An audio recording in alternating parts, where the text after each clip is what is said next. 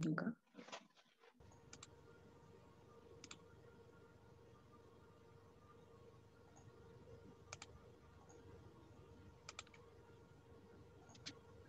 Hello. हाँ hello. जी जी सर। या शेयर कर जी रहा हूँ। जी जी जी।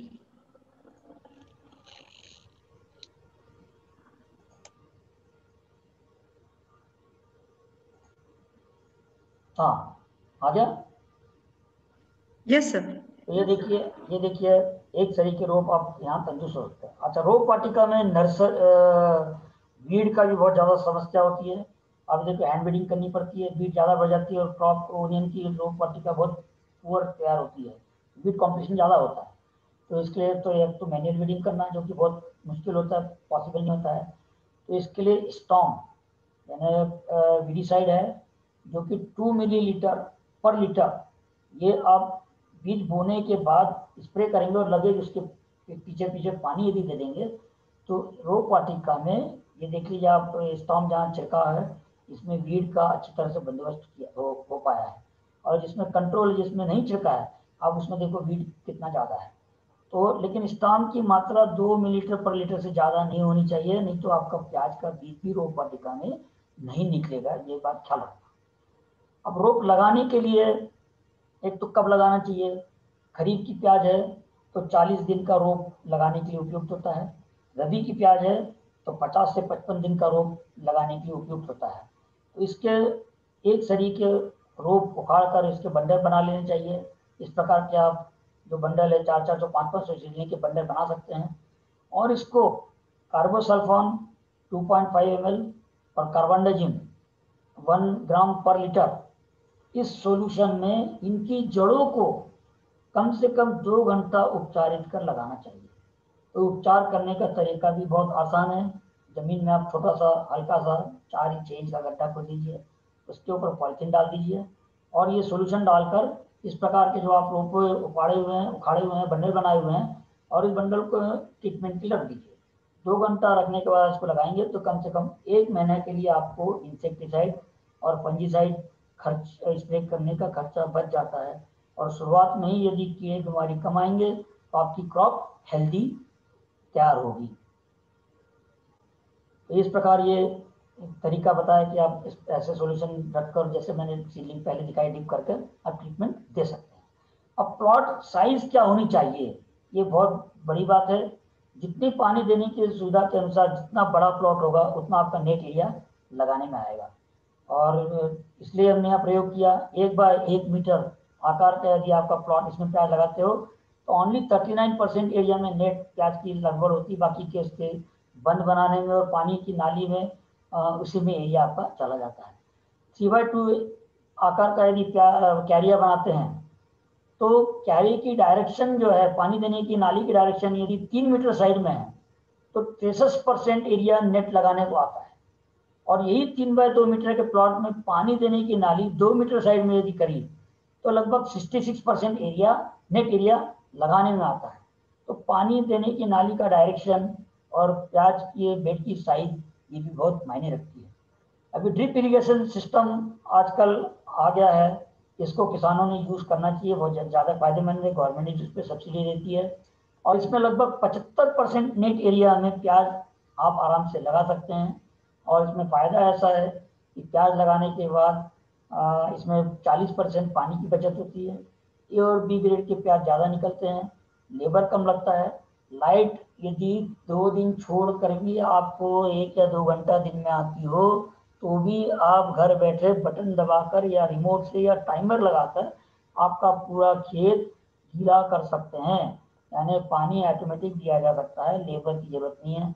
यदि आप इलेक्ट्रिसिटी भरोसे और जमीन से पाट पानी से पानी देते होंगे तो आपको दिन भर में 1 या 2 घंटा लाइट आती होगी तो 1 हेक्टेयर भरने के लिए कम से कम 15 से 20 दिन लग जाएगा, तब तक फिर से पानी देने की बारी आ जाएगी। तो ये ड्रिप से ये समस्या अपन हल कर सकते हैं। इसमें एक तो 20 से 25% उत्पादन भी अधिक मिलता है और क्वालिटी का उत्पादन मिलता है। और यहाँ पर असल में ड्रिप में हम फसल को पानी देते हैं, न कि जमीन को। फ्लड में हम तो वहाँ पर चेक माई ऑडियो डिवाइस।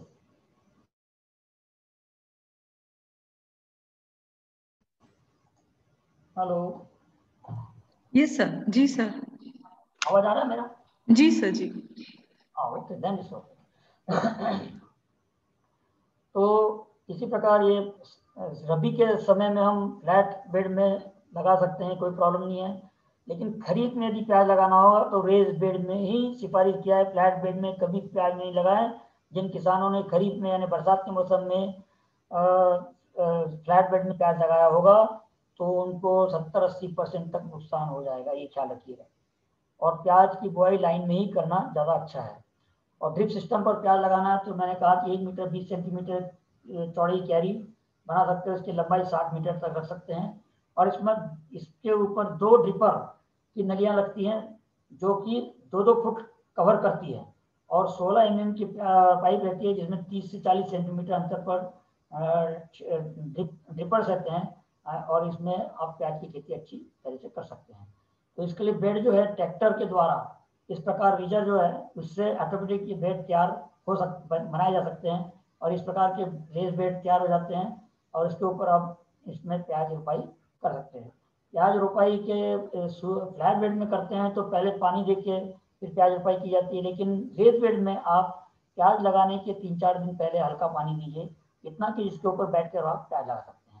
और उस समय आपकी लाइट नहीं भी रही हो तो भी आपका लेबर वेस्ट नहीं होता है, आप प्याज की रोपाई आराम से कर सकते हैं। जैसे लाइट आ जाएगी आप पूरे खेत को प्याज पानी दे सकते हैं। परंतु फ्लैट बेड में ऐसा नहीं होता है, जब पानी नहीं रहेगा तो आप रोपाई कर नहीं पाते हैं क्योंकि पानी भर के फिर रोपाई की जाती है। तो इसके कारण फ्लैट बेड में पानी की समस्या रहती है, लाइट की भी प्रॉब्लम रहती है। ये देखिए अब यहाँ पर इस प्रकार रेस बेड सिस्टम में और ड्रिप के ऊपर प्याज की रोपाई की जा रही है।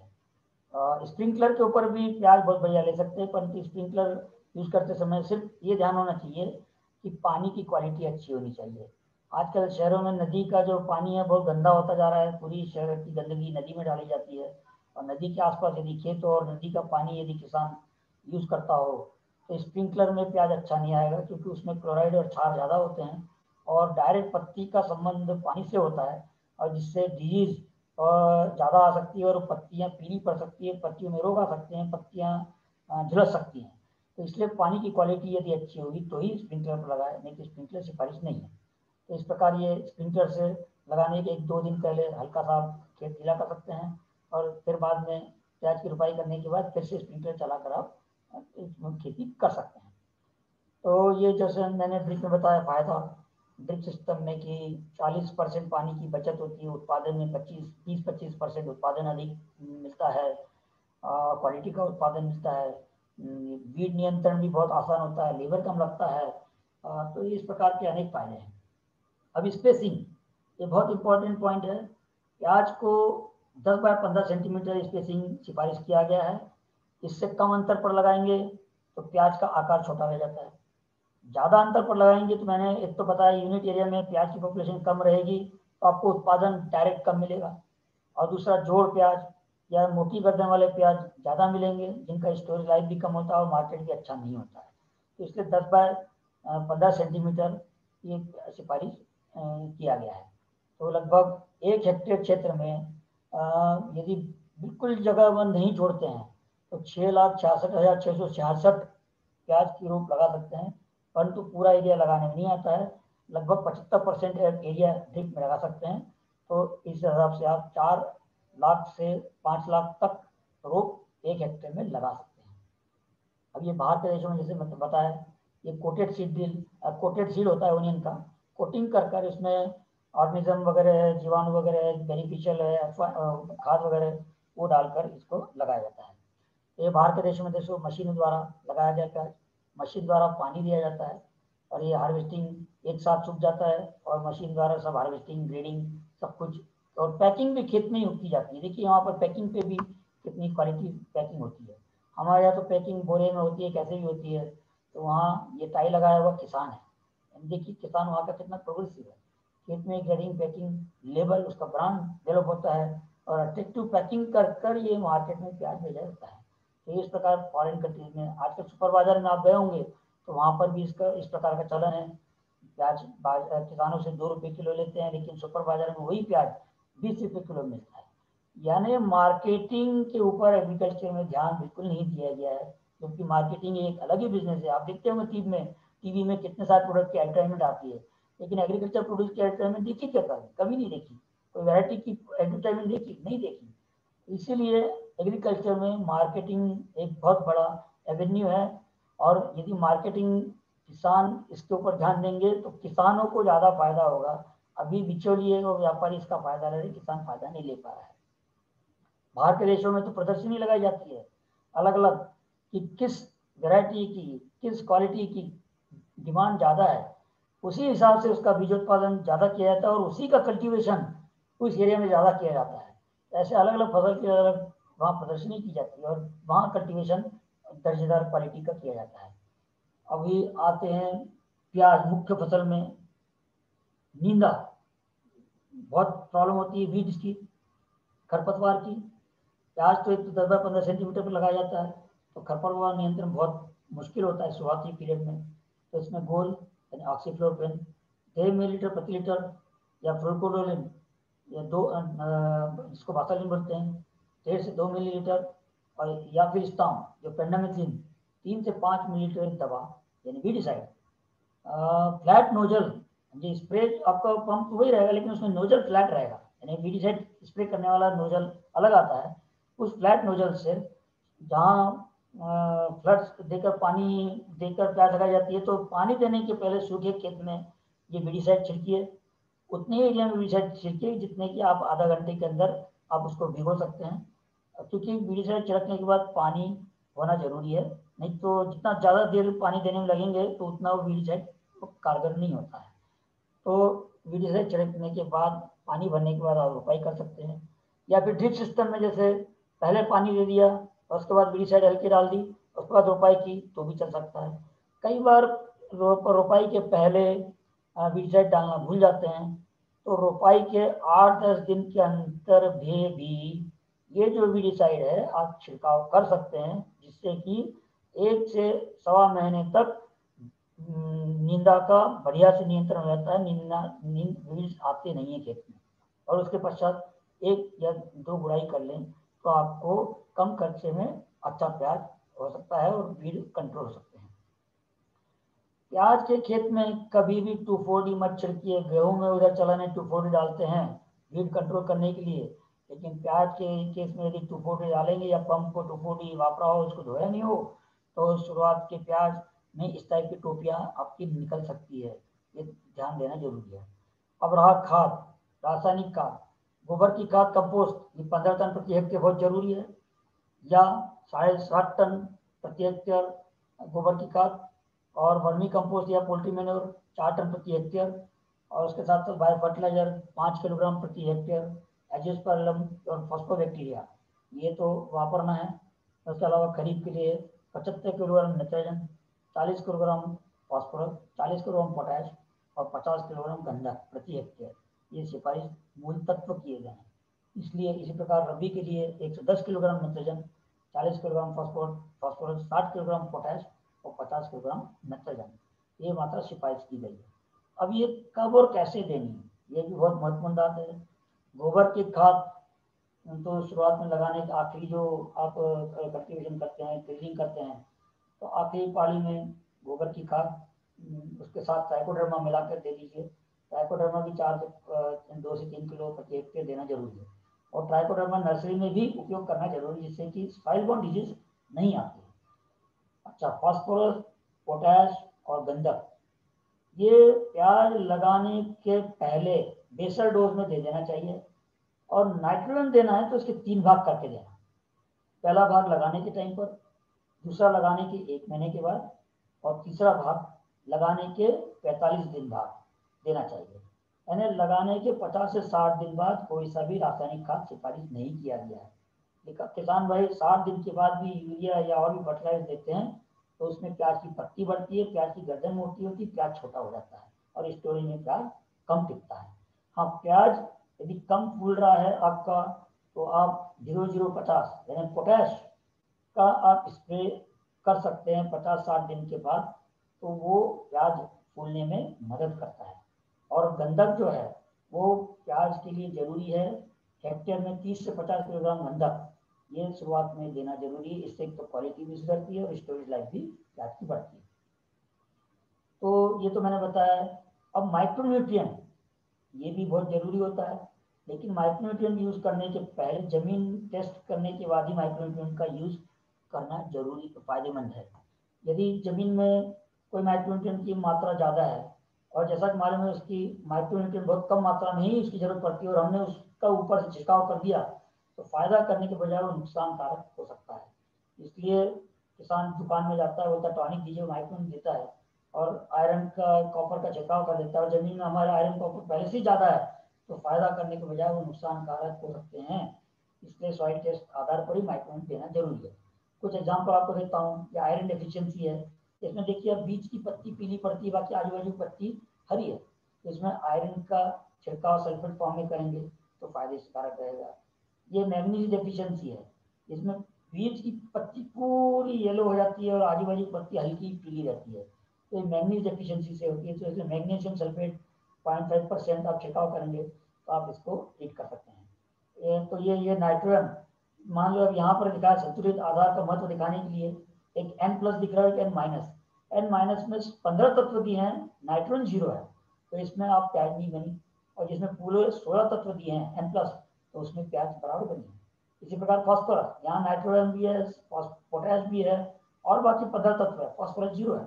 अब देखिए यहाँ प्याज बिल्कुल नहीं बनी। इसी प्रकार पोटाश, यहाँ प्याज तो बनी है -K में पर क्वालिटी उतनी अच्छी नहीं है।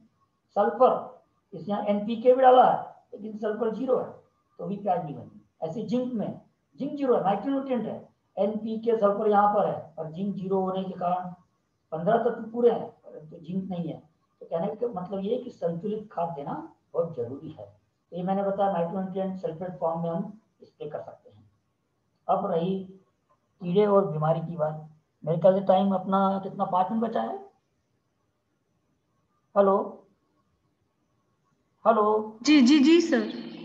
हाँ कितना टाइम है अपना, 5 मिनट है अभी। हाँ जी सर, आप कंटिन्यू कर दीजिए। हाँ ठीक है, तो अब मैं मुख्यतर कीड़े और रोग बीमारी पर आता हूँ। तो प्याज में 3 बीमारियां प्रमुख है। पर्पल ब्लॉच, जिसमें इस प्रकार के सिम्टम बैंगनी रंग के दिखते हैं और बाद में वो मिलने लग जाते हैं और पीले पड़ जाते हैं, और सीड क्रॉप में भी ये पर्पल ब्लॉच आता है। ये बदली वाला मौसम या बरसात का मौसम हो या खरीफ की प्याज में बहुत ज़्यादा आता है पर्पल ब्लॉच। दूसरा है स्टेम फेलियम ब्लाइट, इसमें सिरे से पत्ती सिकुड़ना चालू होती है और नीचे तक फैलती है और धीरे धीरे पूरा प्याज सूखने लग जाता है। तो ये जब रबी फसल में इसका प्रकोप ज़्यादा होता है और बदली वातावरण है, जैसे बादल आ रहे हों और 5-7 दिन तक कंटिन्यू बदली आ रही हो, तो आप ऐसे समय में आपकी तंदुरुस्त प्याज भी होगी तो भी आप सिफारिश की गई फंजीसाइड का स्प्रे कर लेना फायदेकारक रहेगा। किसान भाई इस स्टेज में आता है, आप जो स्लाइड देख रहे होंगे पूरी पीली पीली फसल दिख रही है, तो ऐसे स्टेज ये 3-4 दिन के अंदर में ही पूरी डिजीज ऐसे फैल जाती है। जब वातावरण ह्यूमिड हो और क्लाउडी हो और समय पर बंदोबस्त नहीं किया हो तो 4-5 दिन में आपका पूरा खेत पीला पड़ जाता है। इस स्टेज पे यदि छिड़काव करेंगे तो ये नुकसानदायक रहता है, फायदेकारक बिल्कुल नहीं रहता है। इसके समय पर छिड़काव, और हो सके तो उस एरिया के किसानों ने 3-4 दिन के इंटरवल पे सभी ने मिलकर पूरे एरिया में छिड़काव करेंगे तो आपको कम खर्चे में अच्छा छिड़काव कर सकते हैं। एक बीमारी आती है एंथ्रेक्नोज, जिसको बोलते हैं काला करपा या कोलेटोट्राइकम। ये खरीफ में यानी बरसात के मौसम में जहाँ ड्रेनेज अच्छा नहीं हो, कच्ची गोबर की खाद यूज की हुई हो, तो यहाँ ये बीमारी ज़्यादा आती है। उसमें गर्दन जो है पत्ती की प्याज की लंबी होने लग जाती है और बाद में पत्तियाँ मुड़ने लगती हैं। तो ये सॉइल बॉर्न डिजीज है और इसका कंट्रोल शुरू में यदि नहीं करेंगे तो अगले साल इस सॉइल में बढ़ता जाता है और आगे 4-5 सालों में उसके ऊपर प्याज लेना मुश्किल हो जाता है। तो इसलिए क्रॉप रोटेशन करना भी जरूरी है। और जहाँ शुरुआती पैच में यदि आपको ये सॉइल बॉर्न डिजीज एंथ्रेक्नोज दिख गया है तो उसी समय उस एरिया में कैब्रेटॉप हो गया या विनोमिल हो गया, वहाँ ड्रेंचिंग कर कर उतने से एरिया में आप उसको रोक सकते हैं। एक और होता है बैक्टीरियल सॉफ्ट रॉट, यानी ये बैक्टीरिया द्वारा ये रोग होता है और इसमें आजू बाजू से अपन यदि गुजरेंगे तो बहुत बदबू आती है। इससे समझ लीजिए कि बैक्टीरियल रॉट है और इसके बचाव के लिए आपको स्ट्रेप्टोसाइक्लिन का छिड़काव 1 ग्राम दवा 10 लीटर पानी में मिलाकर करना पड़ता है।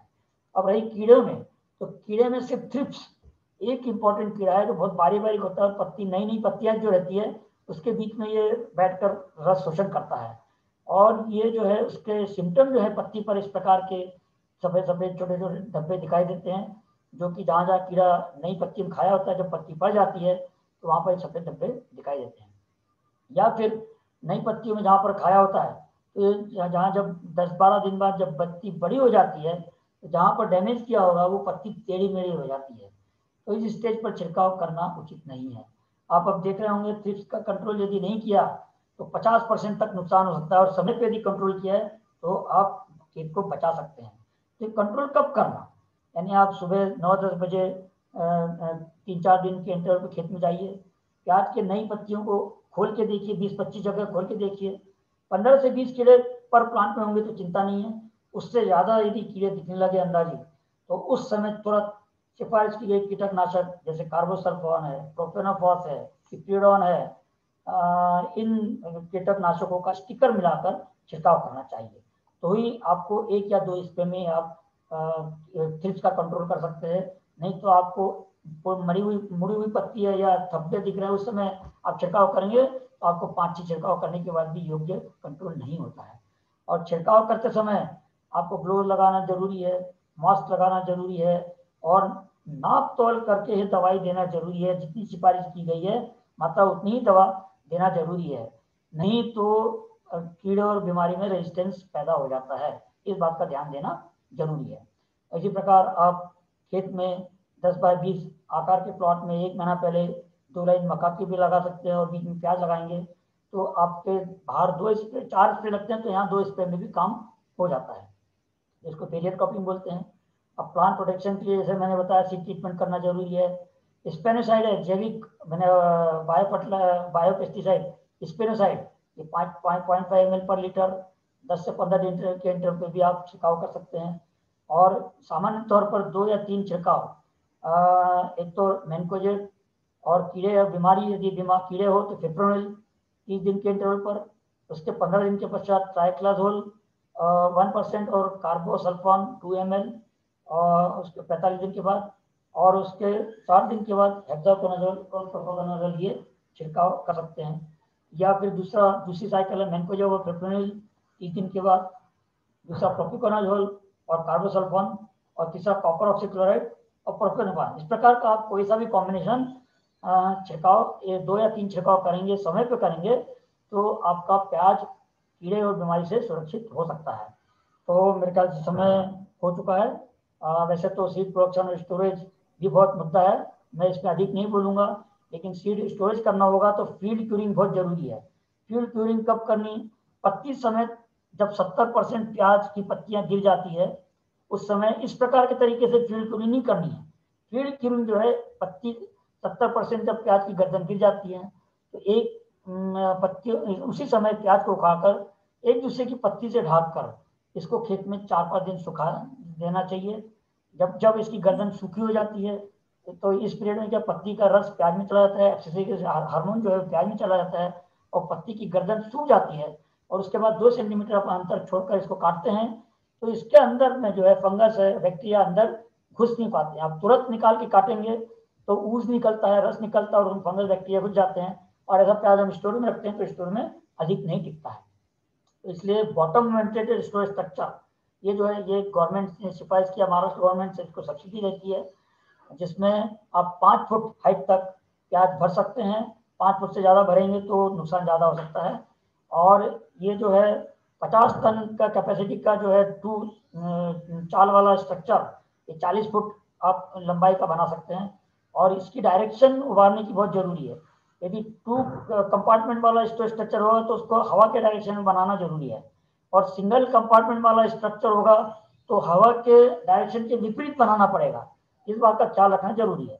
और गरीब किसान जो है वो लो कॉस्ट स्ट्रक्चर बाम्बू का 5 टन के लिए 15-20 हज़ार में बना सकते हैं, और साइज के जितने हमको रिक्वायरमेंट है उतना ये सिंगल चाल जो है कितनी भी लंबाई का हम बना सकते हैं, और इसमें भी प्याज बहुत अच्छा टिकता है और इसकी लाइफ 4 से 5 साल तक अच्छी रहती है। सिर्फ इसमें पानी नहीं जाना चाहिए, इस प्रकार की व्यवस्था करनी चाहिए, तो कम खर्चे से भी आप स्टोरेज किसान भाई कर सकते हैं। तो ये सामूहिक स्टोरेज भी कर सकते हैं। पैकिंग आजकल लिनो बैग में पैकिंग करना ज़्यादा फायदेकारक है, क्योंकि इस बैग में यदि कहीं प्याज सड़ गया लिनो वाले बैग में, तो सड़ने का वो बैग यूज नहीं कर सकते, परंतु लिनो बैग को हम वापस यूज कर सकते हैं। मेरे ख्याल से समय भर चुका है, इससे अधिक मैं नहीं बोलता हूँ। Just add more onion and garlic to your diet, be healthy wealthy and wise. Thank you. जय हिंद, जय किसान। धन्यवाद। जी, thank you so much sir. अब मैं इस तिवारी सर, आप प्लीज आप सर को वोट ऑफ थैंक्स कीजिए सर। डॉक्टर विजय, आपको बहुत बहुत धन्यवाद। आपने अपना जो वैल्यूबल टाइम और जो नॉलेज हमारी सेज यूनिवर्सिटी के साथ शेयर किया, उसके लिए आपको बहुत बहुत धन्यवाद। इससे निश्चित रूप से हमारे स्टूडेंट्स और फैकल्टी का जो नॉलेज है onion, scientific cultivation of onion के बारे में, बिल्कुल बढ़ा होगा। बिल्कुल, बहुत बहुत धन्यवाद सर आपको। और कोई भी किसान, कोई भी किसी को भी कभी भी कोई समस्या हो तो हमारे केंद्र में कभी भी आप संपर्क कर सकते हैं, विजिट कर सकते हैं। तो सभी का स्वागत है।